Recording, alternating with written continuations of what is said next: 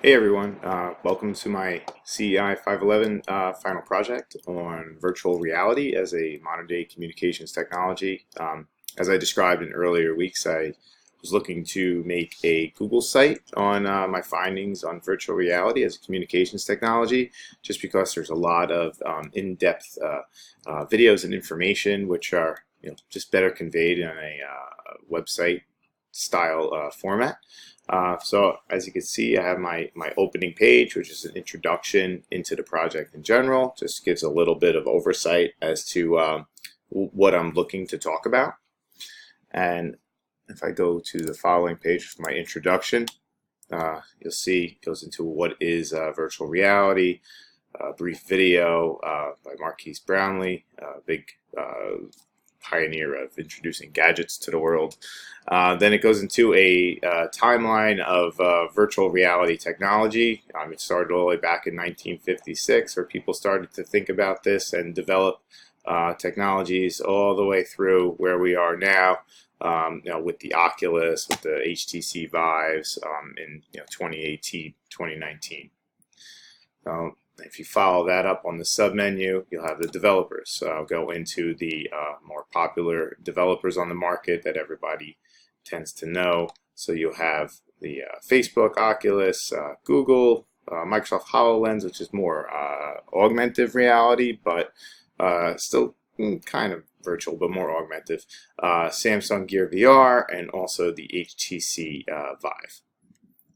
Going back up to the top menu, then you'll also have modern applications. So this is where I discuss the different applications of VR in different industries, such as gaming, education, corporate, and government. I was more focusing my project on the corporate and government end of this, because for virtual reality in the corporate world, over education, but I wanted to kind of touch upon everything as well, just because it does have a fit across the board. So you can navigate to any of these areas via the links here, or you can go back up top. So I'll go up to corporate. In the corporate section, I go into a lot of different corporate and usages, corporate training uses, training, customer service. There's a video here that Striver Labs, they train Walmart employees on how to better prepare themselves for the Black Friday rush, and also how to better prepare themselves for customer service situations. And it's pretty amazing. There's a stat in here that they now have virtual reality training in 5,000 Walmart stores across the United States. That's pretty amazing. And then there's another case study here from United Rentals, construction company, and how they use VR to train their staff for on-site job inspections and what to look for and how to just better prepare themselves, just so they can get more of a feel before they actually go into the field, because sometimes they want to train upwards of 25-50 people at once, and that's pretty impossible to bring that amount of trainees onto what could be dangerous job sites. So VR has definitely helped them out. And then I was also talking about company my wife works for, Liberty Mutual, where she's actually using VR at work to train for customer service type situations. That's a little bit new, so they don't have any sort of actual video footage I could show you on that yet, but they did have a couple of years ago, Liberty released a 360 VR campaign with a guy from HGTV, Chip Wade, where they would try to make new homeowners more comfortable with the first-time home buying experience and owning a home. So they put them into a virtual environment, kind of showed them how to fix things, what things were, so it wasn't so much of a guessing game. So they're kind of looking out for their customers that way. Let me back up, go into the government section. I talk a lot about military training and training our armed forces to better prepare themselves, for combat and for tactical situations, so that they're not putting their lives at risk to bring their skills up to speed. So it goes into what type of training the military is currently using. And then it also talks about a new form of training, which is called STE, this synthetic training environment, which actually combines virtual reality, real life, and augmented reality into a training and communications type of simulator for the Army. It also allows some real-time editing of virtual environments so that the generals and the heads of the armies can actually build the locations that their teams have to, say, infiltrate, and they can have an idea on the spatial awareness of what is to be expected when they go into combat. So it's pretty amazing type technology for their use. And then there's also NYPD training on active shooters in the city. So a nice little newscast about that. And I just touch upon gaming quick, how it's gone from a science fair type of technology to a real life money maker and defining the industry. VR gaming is the way things are kind of heading. So this kind of briefly touches upon that. Then talking about VR and education. VR and education is going to be huge. It's already getting big.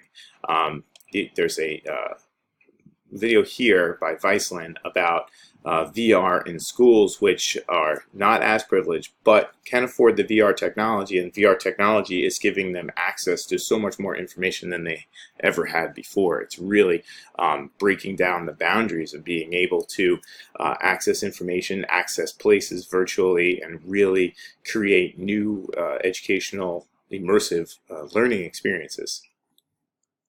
And there's another video below on how to experience VR at school and what the kids are really kind of getting from it at their first taste of VR. Oh, it was interesting. It was a TED Talk I had watched, Phil Kaffold, and he had said, while VR will never replace travel, for education it's a great thing.